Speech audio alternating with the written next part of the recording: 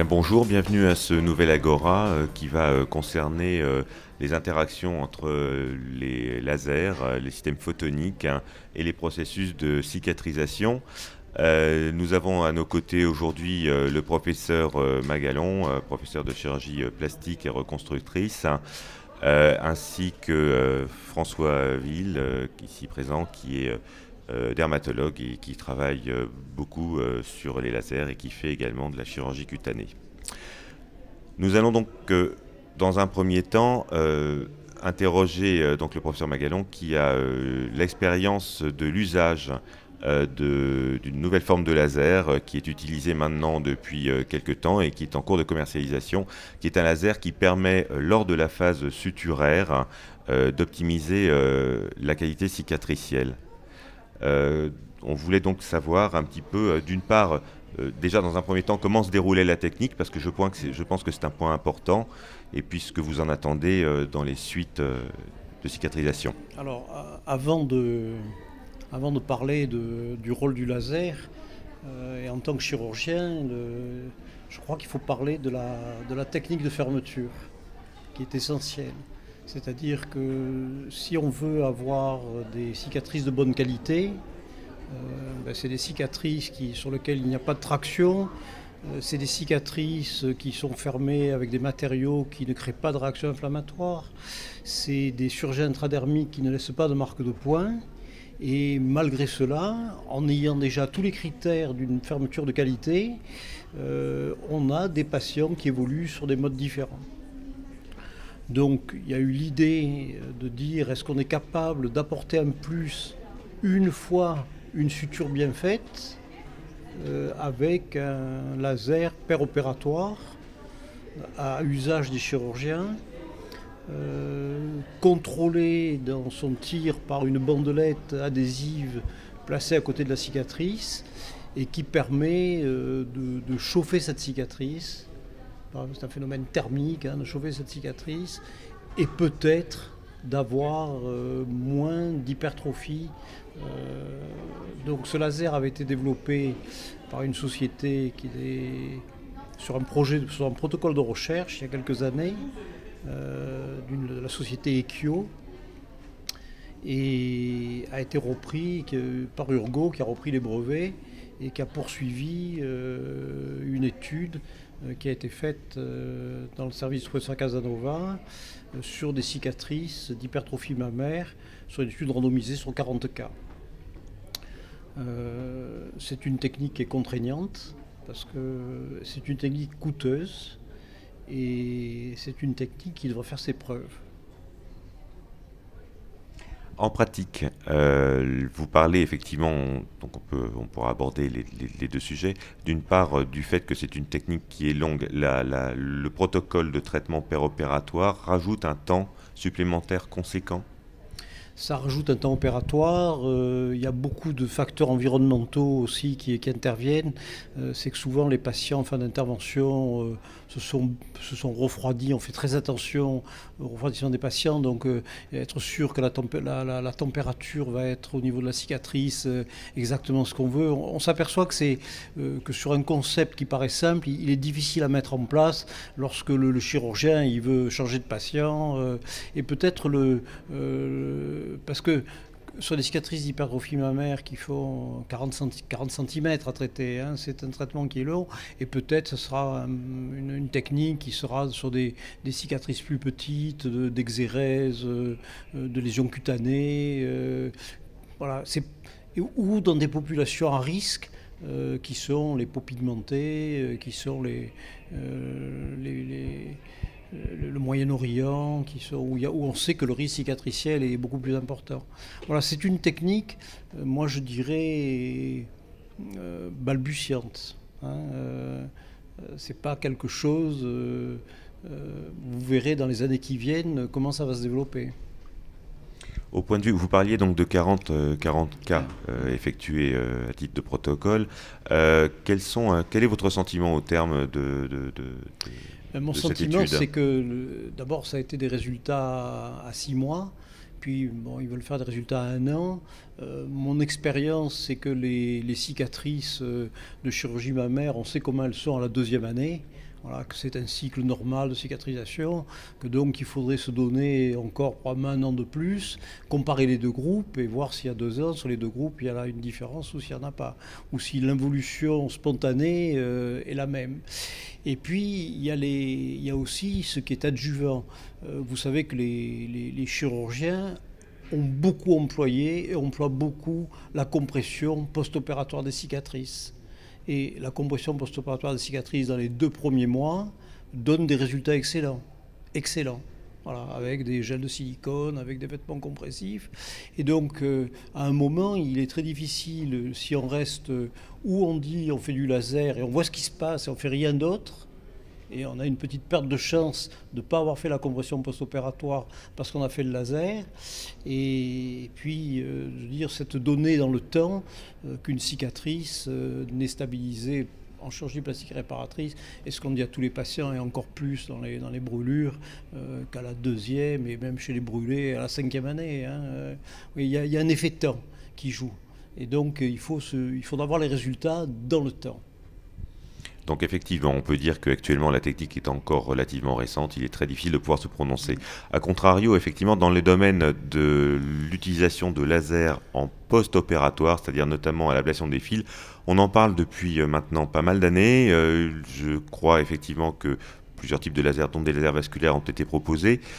François, est-ce que tu pourrais nous faire part de ton expérience à ce niveau-là ? Oui, alors en préalable, j'ai aussi un préalable parce que c'est vrai qu'il faut bien situer le problème, puisque mon collègue, il parle essentiellement de cicatrices de chirurgiens plasticiens dans les plasties mammaires, dans les abdominoplasties. Nous, on va plutôt parler de chirurgie dermatologique, celle qu'on fait en pratique, c'est l'exérèse carcinologique des zones découvertes souvent de la face. Donc la rançon cicatricielle, même minime, est souvent très affligeante pour les patients. Donc on est intéressé d'améliorer, même si on n'améliore que de 20, 30 ou 40%, c'est déjà un enjeu qui semble intéressant.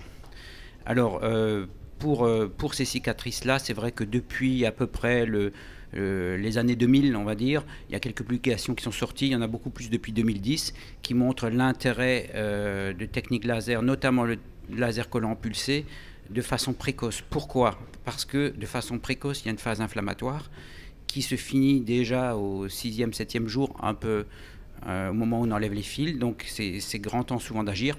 Et c'est le moment où on revoit souvent nos patients. Donc les études ont souvent été faites à ce moment-là. Et le laser collant pulsé agit sur la vascularisation. En phase inflammatoire, il y a une néovascularisation. Et donc on a une cible qui est présente. Le laser collant pulsé agit sur cette cible-là, en stimulant, en chauffant légèrement, parce qu'on utilise des fluences très faibles, hein, donc c'est beaucoup plus faible que de traiter par exemple une couperose. Donc il agit sur la paroi des capillaires, crée une stimulation de la chaîne de photobiomodulation avec une augmentation des TGF-bêta, une augmentation des HSP70. Alors pour vous donner un ordre d'idée, ces augmentations, par exemple, de TGF-bêta, c'est juste 1500% par rapport à la normale. Donc c'est énorme, même avec une petite chaleur. Et ça crée toute une chaîne un peu complexe, hein, c'est un peu une soupe de cytokines, qui fait que, les études le montrent, il y a une nette amélioration. C'est en fin de compte, ça active la même chaîne que l'ErgoTouch. Hein. Voilà. Et donc c'est vrai que de phase précoce, ça permet en 3 séances très simples espacées de 1 mois d'avoir de bons résultats cliniques qui ont été démontrés par des études avec 3 brins comportant des contrôles, des études qui sont publiées dans des revues de fort impact intéressantes. Voilà, donc on a choisi depuis un peu plus d'1 an, je fais ça régulièrement chez les patientes qui le demandent, on ne va pas faire ça chez tout le monde, mais par exemple des cicatrices du nez après des plasties, ça apporte réellement un plus qui est intéressant.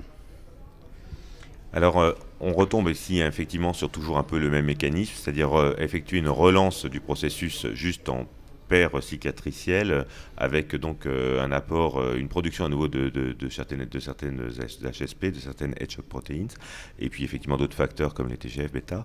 Mais d'une façon plus globale, et là on va s'éloigner effectivement de la phase, on va dire, aiguë de cicatrisation, Est-ce que vous pensez qu'il y a un intérêt, l'un comme l'autre, à effectuer des traitements par laser sur des cicatrices, on va dire, plus matures? On pense notamment aux cicatrices de brûlure qui sont toujours un grand affect pour les patients. Et pensez-vous, Monsieur Magalon, que l'on peut effectivement obtenir par le biais de photons, je sais que là, on sort un peu du domaine purement chirurgical, des compléments intéressants? Alors moi, j'adresse régulièrement des cicatrices aux dermatologistes qui font du laser, sur les lasers à colorant pulsé, sur les cicatrices qui restent inflammatoires, et on a souvent une bonne amélioration. On a une amélioration chez les brûlés, et je crois que ça fait partie des techniques en plus, hein, mais l'amélioration de la cicatrisation, quand on l'explique aux patients, on lui dit, écoutez, chaque technique va vous améliorer de 10%.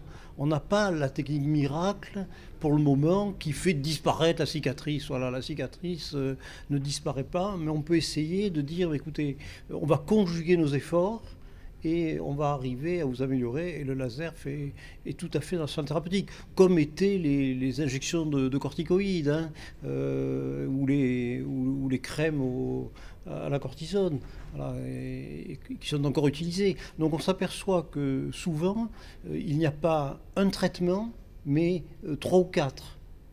Et on essaye d'arriver... et les patients sont sensibles des fois à une petite amélioration. Vous voyez, la disparition du prurite, la décoloration, même si la cicatrice reste.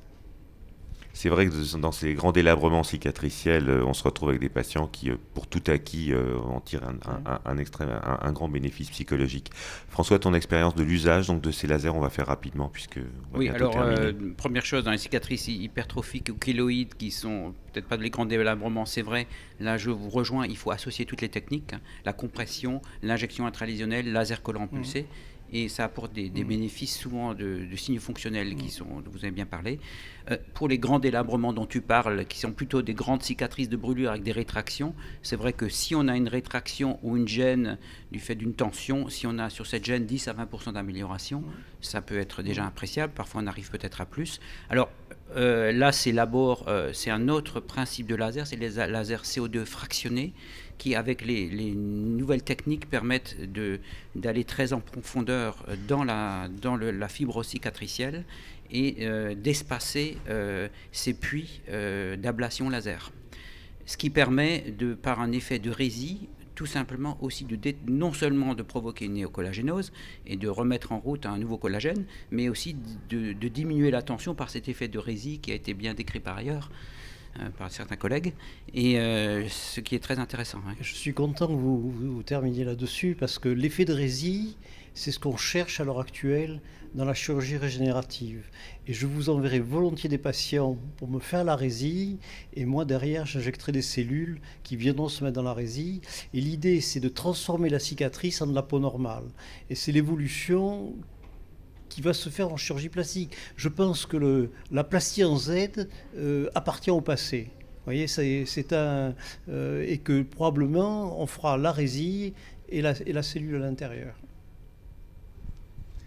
Voilà de quoi faire encore de nombreux agoras sur le sujet dans les années à venir, avec le développement de ces techniques ô combien intéressantes et pleines de promesses.